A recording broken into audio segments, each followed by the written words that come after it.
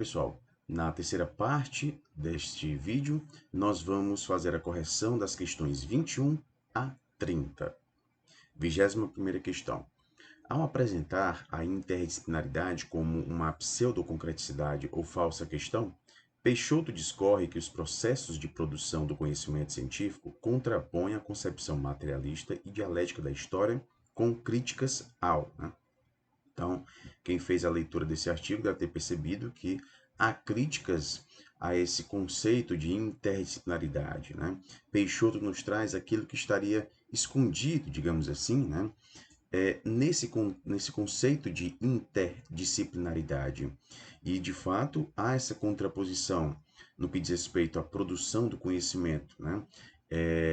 Advinda da perspectiva do materialismo histórico dialético e da produção do conhecimento advinda de outras formas de se voltar para o estudo de um objeto, de um fenômeno, né? Então, de fato, a concepção materialista e dialética da história, ela vai trazer críticas aos limites do, né? Analisando aqui as opções, nós temos positivismo e metafísica, né? Essa concepção materialista e dialética da história faz críticas ao positivismo, uma vez que o positivismo propõe essa separação sujeito e objeto que está sendo investigado, propõe essa ideia de neutralidade, né? Busca estudar as leis que regem a natureza, né? Então, a gente poderia dizer que essa perspectiva do positivismo não visa uma transformação social, né? Ela não visa também o engajamento do próprio pesquisador, né? Ela busca justamente a separação do observador com o objeto, do objeto investigado. E a concepção materialista e dialética da história, ela não vê como possível essa neutralidade. A objetividade, sim, né? A objetividade ela é possível no âmbito da investigação científica, mas a neutralidade, não. Então, a gente pode citar aqui esses aspectos, dentre muitos outros, né? Que o materialismo histórico, o materialismo dialético e histórico, né? Traz em relação ao positivismo. Então, a gente tem sim essas críticas, né? Então, nós já poderíamos sinalizar aqui as opções A, C, né? Que trazem positivismo. Então, a gente ficaria entre a opção A e a opção C, né? A concepção materialista e dialética da história, ela não traz críticas à ontologia, né? A busca, né, por aquilo que faz parte da essência, né? No caso, a ontologia do homem, né, do ser social, como a gente vê nos livros de Lukács, né? Então, ela não traz essa contraposição ao estudo daquilo que compõe a essência de um objeto, de um fenômeno, né? Então, o materialismo histórico dialético não traz críticas aos limites da ontologia. Então, já não seria a opção A, né? Traz críticas aos limites da fenomenologia, ok?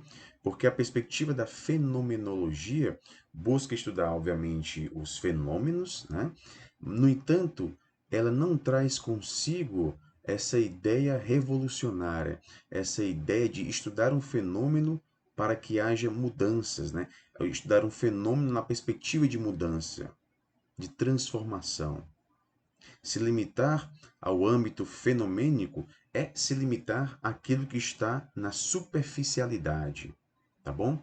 E o materialismo histórico dialético, além de adicionar uma perspectiva histórica, né? Ou seja, analisar um objeto tomando por base, levando-se em consideração a presença desse objeto em uma continuidade histórica, né? Também como sendo o resultado de um processo histórico, isso se contrapõe à perspectiva da fenomenologia, tá bom?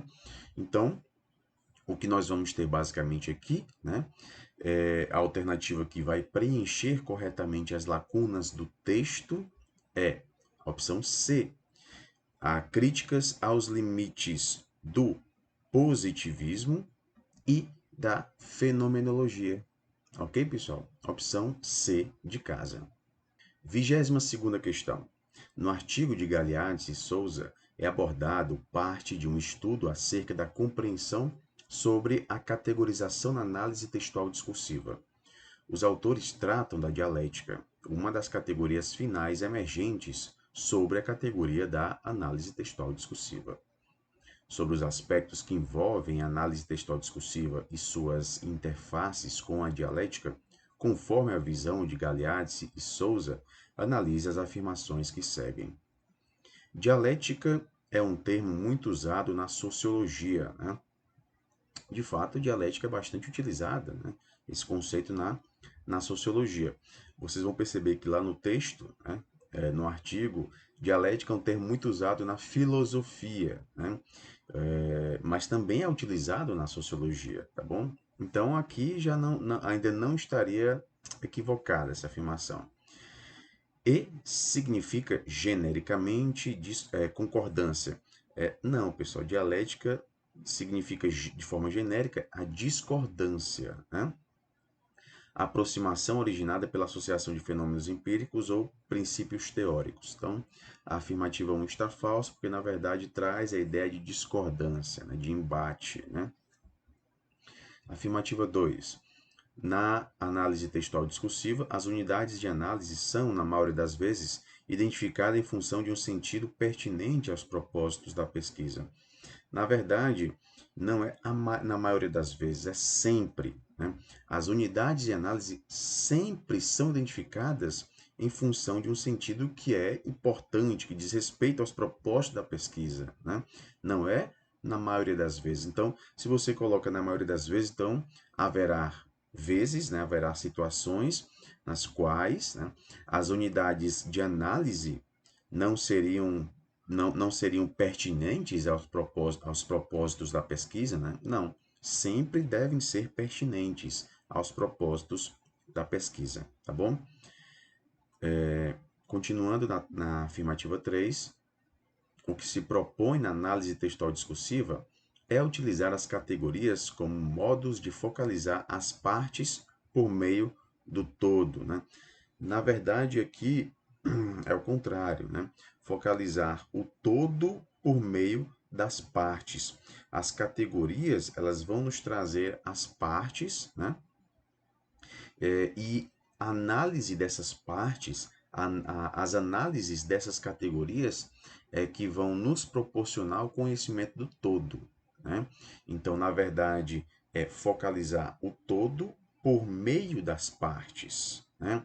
As unidades de análise que, por sua vez, por possuírem características semelhantes, vão compor determinadas categorias, né? Então a gente se depara com as unidades, categorias, até chegar no todo. Então, as partes para compreender o todo.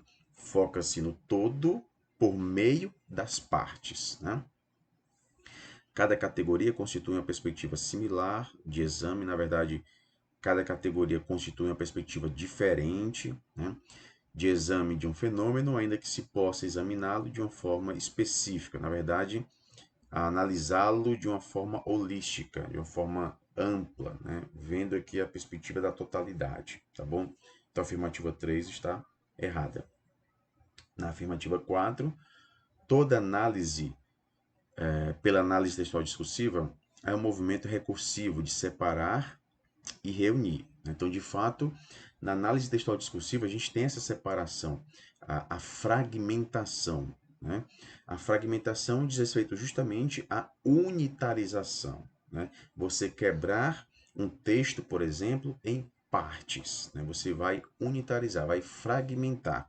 É como se você estivesse desorganizando esse texto. Ele está ali organizado, você vai desorganizar, vai fragmentar, cortar em partes, né? Então você vai separar. Depois de separar, você vai unir essas partes, no caso aqui, em categorias, né? Para que depois haja a descrição dessas categorias, a análise dessas categorias, a interpretação dessas categorias, tá bom? Então, é um movimento recursivo, né? É um vai e vem, né?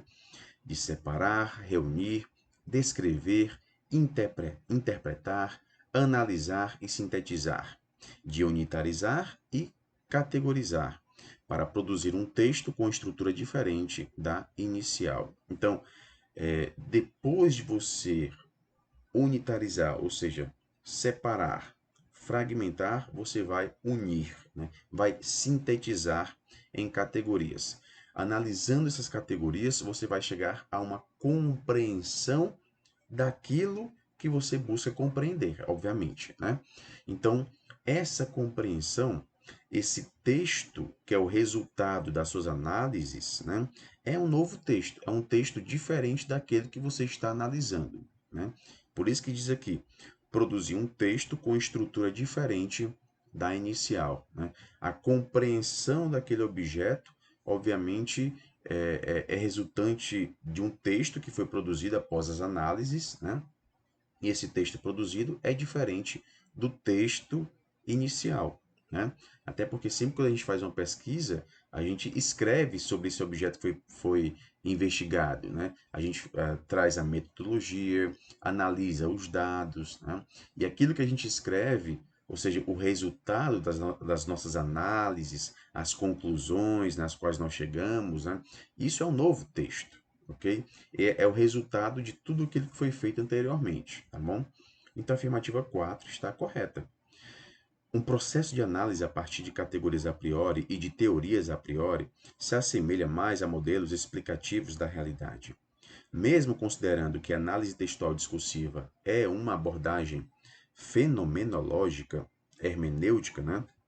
Analisa-se um fenômeno e, obviamente, busca-se compreender este fenômeno, né, por um exercício de hermenêutica, né, produzir conhecimento, produzir saber, né, e que a fenomenologia parte das percepções, as coisas mesmas, como se mostram ao pesquisador, né? Ou seja, o pesquisador ele se depara com um objeto que vai ser investigado, né? Como esse objeto aparece para ele, como esse objeto se manifesta para esse investigador. Obviamente, a gente vai se deparar com objeto de estudos utilizando os nossos sentidos, né? A visão, o mesmo olfato, né? A audição, né? Então a gente se depara com o objeto por meio dos sentidos, né? Então essa fenomenologia parte das percepções das coisas mesmas, como se mostram ao pesquisador, como isso se mostra para mim. A hermenêutica faz a distinção em direção mais do que a explicação e ao estabelecimento de verdades, mesmo que provisórias, a compreensão e a fusão de horizontes, né? Então, a hermenêutica ela vai buscar a compreensão daquilo que está se manifestando para o investigador, né? Compreender aquilo que se mostra para ele, compreender ali o que está no plano fenomênico, né? Então, a quinta também está correta. Então, quais são as corretas? A gente encontra na opção A, apenas 4 e 5. 23ª questão. No livro Trabalho e Formação Docente na Educação Profissional, Moura defende que os currículos das instituições de educação profissional devem ser estruturados. Opção A partir da integração entre trabalho, ciência, tecnologia e cultura, na perspectiva da formação humana unilateral. Falso, né, pessoal? Formação, e é importante a gente ter esse cuidado, né? Porque são muito próximos, né? São muito próximas as palavras, né? Os vocábulos. Omnilateral, né? Ou seja, uma perspectiva ampla, né? Holística, né? E unilateral, apenas um lado, uma perspectiva, né? Então, não é formação humana unilateral, né? Seria uma formação humana integral ou omnilateral, né? Ok? Mas no que diz respeito a esse artigo, né? O conceito utilizado é formação humana integral. Opção B, a partir da integração entre trabalho, ciência, tecnologia e cultura, na perspectiva da formação humana integral. Exatamente esta opção, né? Na opção C, a partir da integração entre capital, ciência e tecnologia, não, tira esse capital, né? A opção D, a partir da integração entre capital, ciência, também não, né? Não tem a ideia de se integrar o capital, tá bom? Então a opção correta da 23ª questão é a opção B de bola. 24ª questão. Segundo Coenzer, ao contrário do Taylorismo-Fordismo, na acumulação flexível, as competências não são previamente definidas e estabilizadas, né? Então, essa perspectiva do Taylorismo e Fordismo é como se a gente tivesse uma rigidez maior nessas competências, né? O trabalhador, ele precisa ter determinados conhecimentos, né, para atuar no âmbito do Taylorismo-Fordismo. E há uma rigidez muito grande. Por quê? Porque a perspectiva de mudança de função é muito pouca, né? Normalmente ele desenvolve aquela mesma função durante anos, né?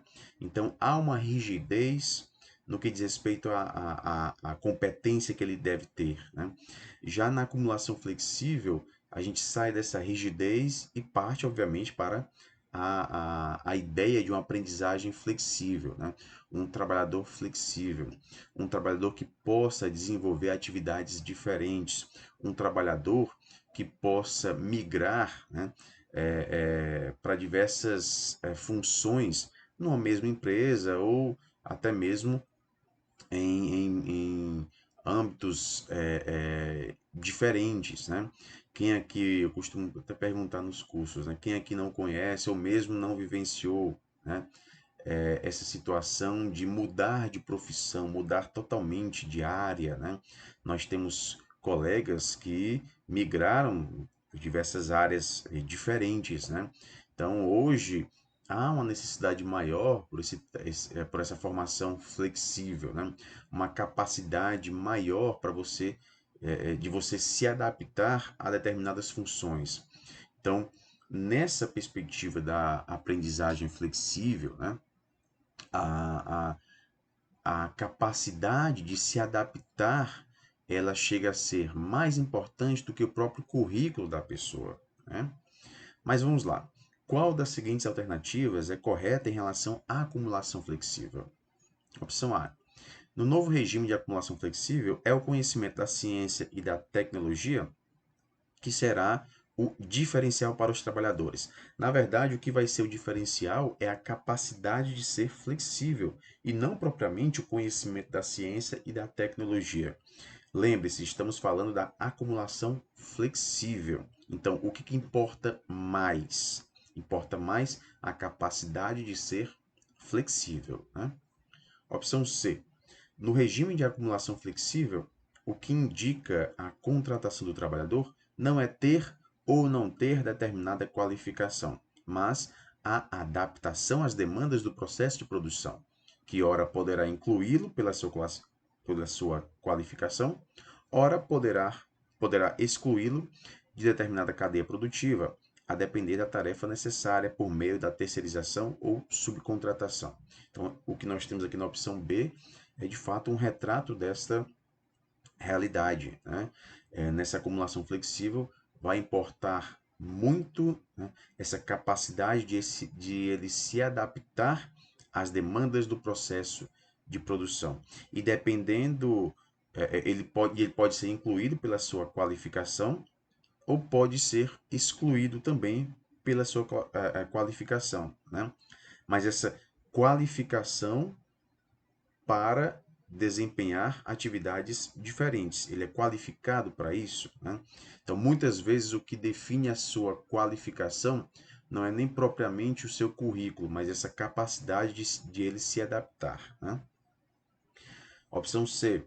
Na passagem do regime de acumulação rígida, Fordismo e Taylorismo, para o regime de acumulação flexível, a dualidade está sendo minimizada pela proposta de ampliação da formação escolar no domínio no mínimo, a educação básica a todos os trabalhadores, sendo que na dinâmica do processo produtivo haverá a integração entre teoria e prática, resgatando a unidade rompida. Na verdade, não haverá essa integração entre teoria e prática, né?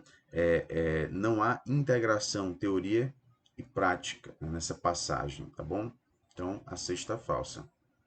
Na D, as qualificações previamente definidas e invariáveis com ampliação da escolarização é falso, né, pessoal? A gente está falando aqui da acumulação flexível, essa ideia de flexibilidade, né? Essa ideia de possibilidade de alteração, né? Então, as qualificações previamente definidas e invariáveis não são relativamente estáveis, né? Então, não são invariáveis. Elas variam sim, tá bom? Variam sim. Então, a opção D está falsa. Então, de fato, a única opção correta da 24ª questão é a opção B de bola. 25ª questão. Explicar é produzir o discurso midiático. E entender é desalienar-se, é decifrar, antes de tudo, o mistério da mercadoria. É ir além do capital, né? Esse mistério da mercadoria, que em alguns livros nós encontramos, né? O fetiche da mercadoria, aquilo que, digamos, dá vida à mercadoria, ou faz com que a mercadoria para nós tenha vida, né? Então vamos lá. Analise as seguintes afirmações. A educação deve ter como condição necessária o acesso à escola e a reforma de seus procedimentos para corrigir a ordem estabelecida. Falso, pessoal. Por quê? Porque na perspectiva que nós encontramos em Para Além do Capital, né, a educação para além do capital, né, é de que a educação não deve se limitar à escola. Então, a educação não deve ter como condição necessária o acesso à escola. A educação ela vai muito além da escola. A educação ela é para toda a vida, não se limita à escola. Então, a escola não é vista nesse livro como uma condição necessária para se ter educação. Ok, pessoal? Então, a afirmativa 1 está falsa. Afirmativa 2. A educação não deve qualificar para o mercado, e ela não é negócio, é criação e é para a vida. Exatamente, né? A educação não deve qualificar para o mercado de trabalho. Ela deve qualificar, digamos, para o mundo, né? O mundo da própria produção humana, né? Então, não deve se limitar ao mercado. E como nós estamos a todo momento nos produzindo, né? Nós estamos a todo momento agindo para existir, então a educação ela deve ocorrer durante toda a vida. Ela é para toda a vida. A educação não deve ser transferência de conhecimento, mas é testemunho de vida e conscientização. Ok, também.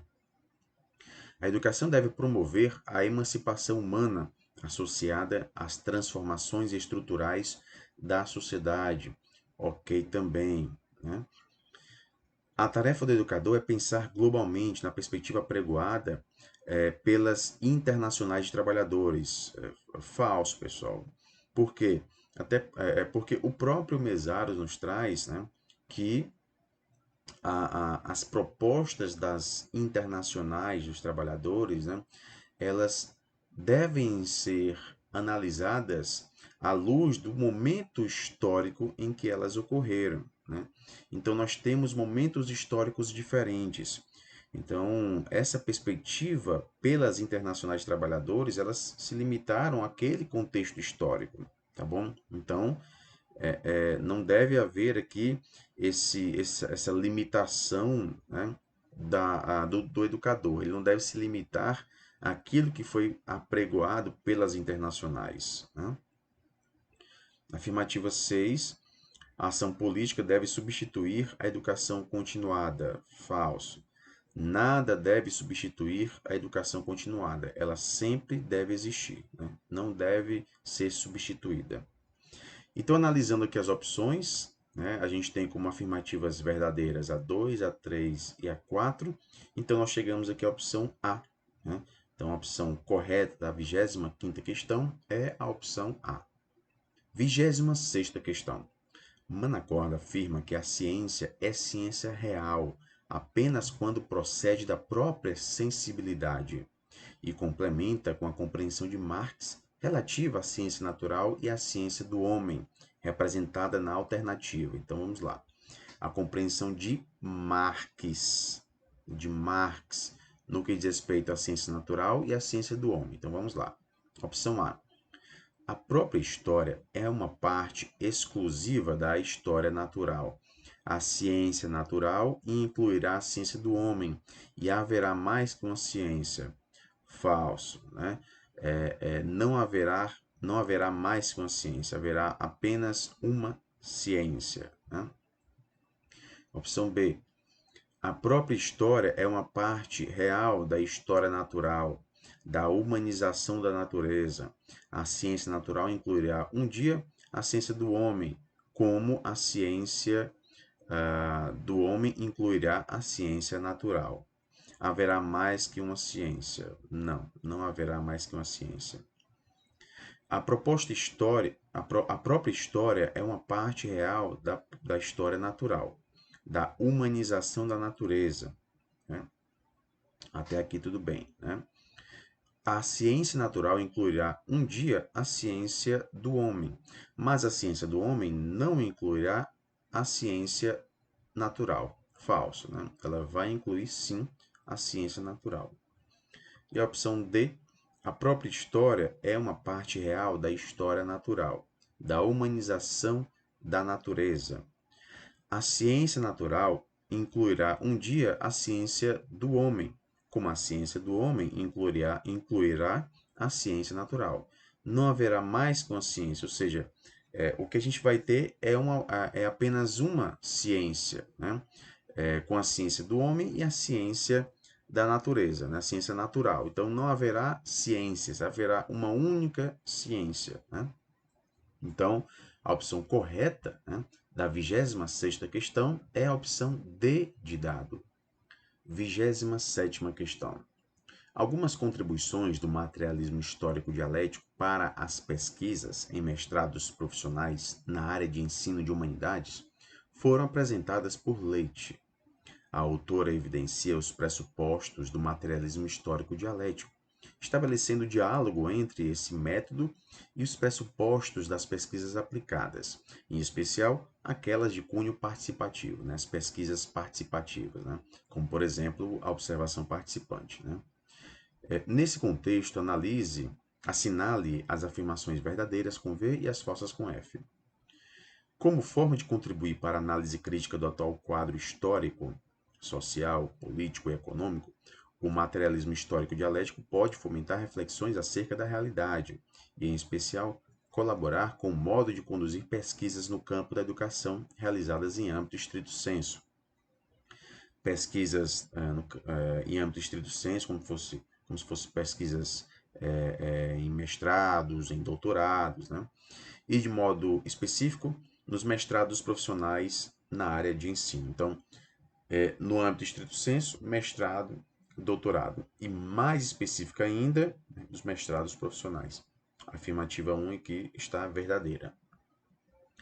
O materialismo histórico dialético é uma concepção, um modelo de interpretação e de ação no mundo desvinculado conscientemente da praxis revolucionária. Que é isso, pessoal? Falso, né? Ele é vinculado, sim, à praxis revolucionária. Então, já está falso. Os programas de mestrado profissional são destinados a um público interno à academia, público externo à academia, né? Então, está falso.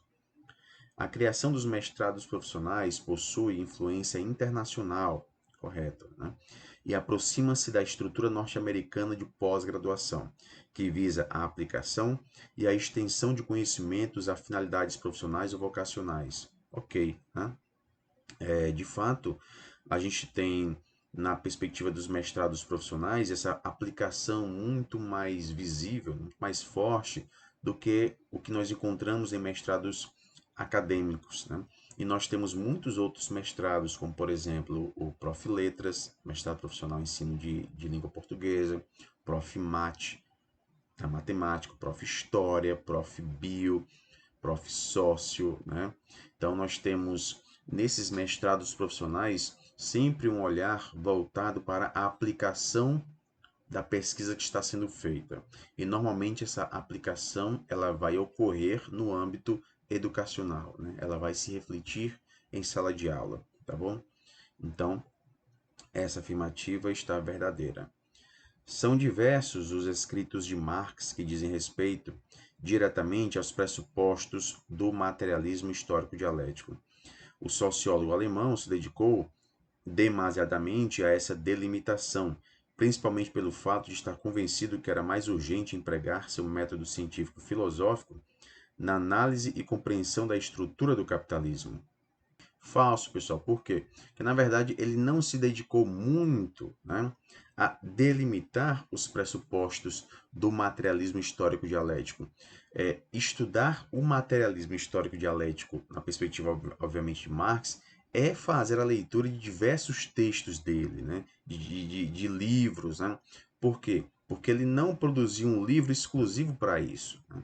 Então, é até um pouco complicado, né, de a gente chegar a esses pressupostos, porque ele não se limitou, né, ele não se dedicou a trazer isso de forma clara, sintetizada em um texto.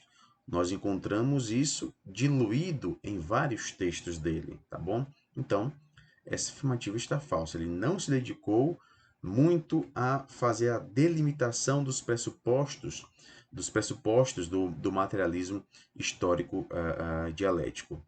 Mas ele estava convencido de que era muito importante empregar este método na análise e compreensão da estrutura do capitalismo. Tá bom, pessoal? Então, essa afirmativa ela está falsa, ok? Então, seguindo aqui a ordem, né, nós temos verdadeiro, falso, falso, verdadeiro e falso. Sendo que a opção que nos traz a sequência correta é a opção C de casa. 28ª questão.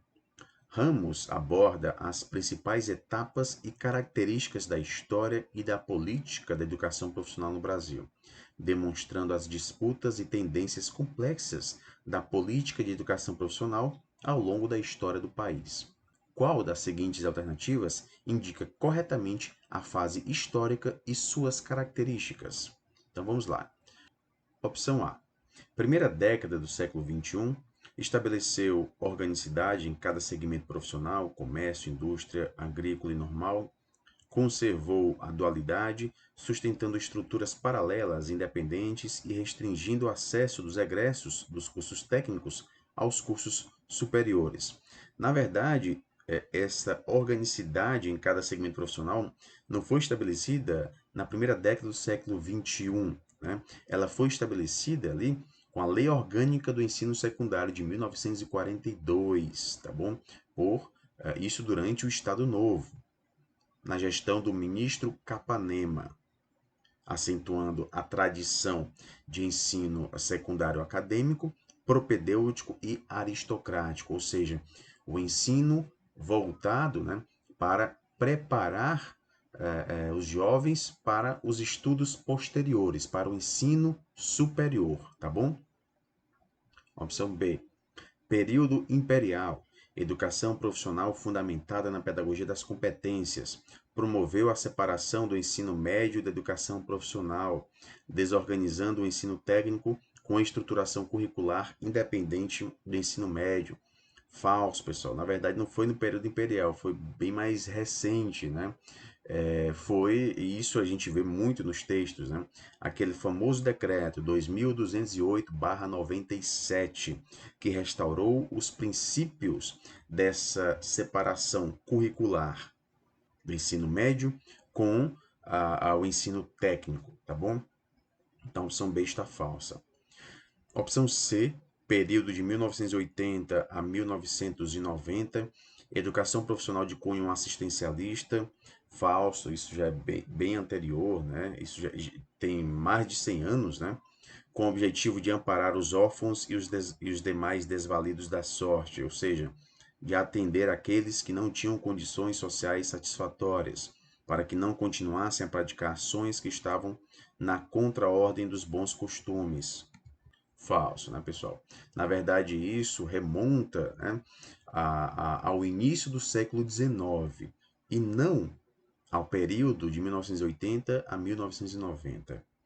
Opção D, período de 1970, a reforma do ensino secundário tornou compulsória a profissionalização em todo o ensino de segundo grau, concebeu um vínculo linear entre educação e produção capitalista. ok, né? A gente vai ter ali em 1971 justamente essa reforma, né? Tornando compulsória a profissionalização em todo o ensino de segundo grau, tá bom?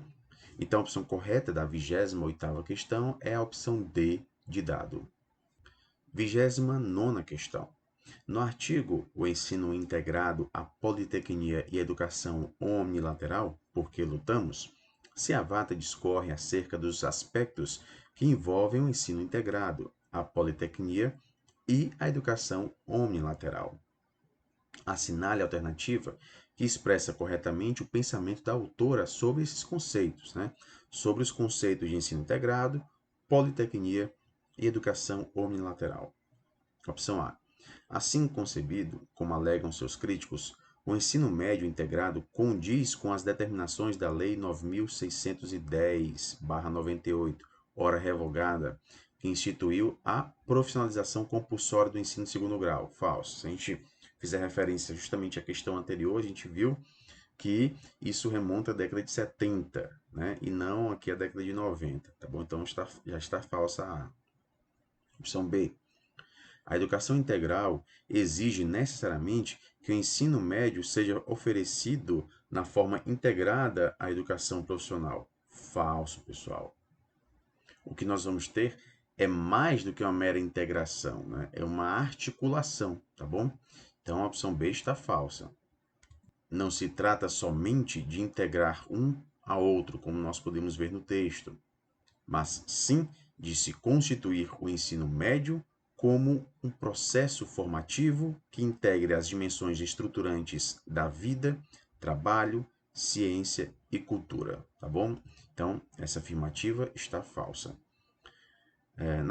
Na C, do ponto de vista do conceito, formação integrada significa mais do que uma forma de articulação entre ensino médio e educação profissional.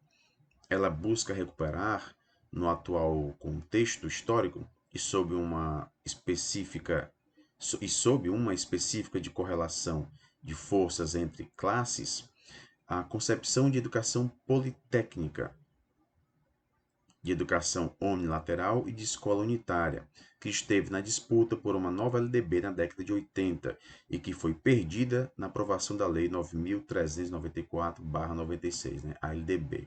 Está correta essa opção C. Opção D.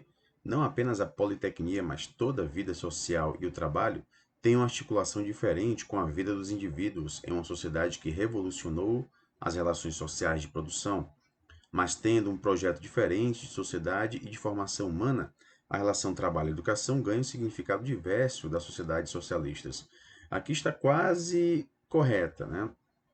Essa afirmativa, porque na verdade o que a Seavata está nos trazendo, né, é uma educação, né, diferente daquela que nós temos em uma sociedade, por exemplo, um modo de produção capitalista. Então, comparando com essa sociedade, né, comparando com a educação que ocorre no modo de produção capitalista, aqui nessa perspectiva da a educação omnilateral, né, do ensino integrado, da politecnia, a coisa é diferente. Né? Aqui, não apenas a politecnia, mas toda a vida social e trabalho tem uma articulação diferente com a vida dos indivíduos. Diferente de quê? Diferente daquela que ocorre em uma sociedade capitalista. O problema aqui é que nós temos não apenas a politecnia, na verdade, não apenas a educação, mas toda a vida social e o trabalho tem uma articulação diferente com a vida dos indivíduos em uma sociedade que revolucionou as relações sociais de produção. Né? Então, em uma sociedade que revolucionou as relações sociais de produção, a articulação é diferente entre a educação e a vida social dos indivíduos. Né? Então, quando há essa revolução, né, há essa diferença. No entanto, o início da opção D nós temos, no início da opção D nós temos não apenas a politecnia, mas toda a vida social e trabalho. Não, né? Nessa sociedade que revolucionou as relações sociais de produção, a politecnia não tem uma articulação diferente com a vida dos indivíduos. Né? Há essa articulação, ela não é diferente. Né? Então, o que vai mudar aqui na opção D, o que vai tornar essa opção falsa essa palavrinha politecnia, né? Deveria ser substituído por educação, né? Então, essa opção D está falsa. Portanto, a opção correta da 29ª questão é a opção C de casa. 30ª questão. Apresentamos neste artigo, ainda decorrente da categorização sobre o termo categoria, o metatexto em que nos dedicamos ao fenômeno a dialética na categorização, né? Esse metatexto é o texto resultante das análises, né? Uma das categorias finais para compreendermos mais sobre a categoria na análise textual discursiva. Neste texto, pretendemos apresentar o exercício hermenêutico do movimento da palavra ao conceito na análise textual discursiva e, posteriormente, do conceito à palavra, né? Esse vai e vem, né? Então, pega-se a palavra que está ali no texto e chega-se ao conceito, né? O que aquela palavra diz, né? E depois, ao compreender o conceito dessa palavra, o movimento é inverso agora. Agora a gente vai partir esse conceito, parte desse conceito para chegar até a palavra. Então, vai para a escrita daquele conceito. Então, é esse vai e vem. Da palavra para o conceito e do conceito para a palavra, né? Este movimento é visto como um movimento dialético, né? O movimento da dialética, como categoria de análise textual discursiva, apresentado por Galeardi e Souza, pode ser percebido nos subtítulos apresentados no referido artigo. Analise alternativa que corresponde a esse movimento dialético apresentado pelos autores, né? Então, a alternativa que nos traz esse vai e vem, né? Opção A. Entre o perceber e o pensar, não. Entre o perceber e o pensar, não. Não há essa referência aqui no artigo, né? Não é um movimento dialético. Entre ordem e desordem, ok, né? Eu tenho uma ordem e eu vou desorganizar isso, né? No caso, seria a fragmentação, a unitarização, né? Então, de fato, entre a ordem e desordem. Entre teoria dada, ou seja, você parte de uma teoria, e a fusão de horizontes e as possibilidades que vão surgindo durante a própria pesquisa, né? Então, entre uma teoria dada e os horizontes que vão surgindo, aquilo que não é dado, mas que vai surgindo durante a própria pesquisa, né? Correto, né? Entre processos dedutivos e indutivos, né? Partindo do geral para o específico e do específico para o geral, né? Da unidade da análise para a síntese e da síntese para a análise, né? Então, há esse movimento dialético também. Então, a opção B, ela nos traz, de fato, a opção correta da 30ª questão. Na opção C, a dialética na categorização entre o mundo ideal e o mundo das cópias imperfeitas. Não, né? E a opção D, a dialética na categorização das mudanças de base material e base intelectual. Também não, não há essa referência aqui como sendo um movimento dialético no texto, tá bom? Então, a opção correta da 30ª questão é a opção B de bola. E nós finalizamos aqui a terceira parte de correção deste Exame Nacional de Acesso ao Profet, tá bom? Bons estudos a todos e até a próxima.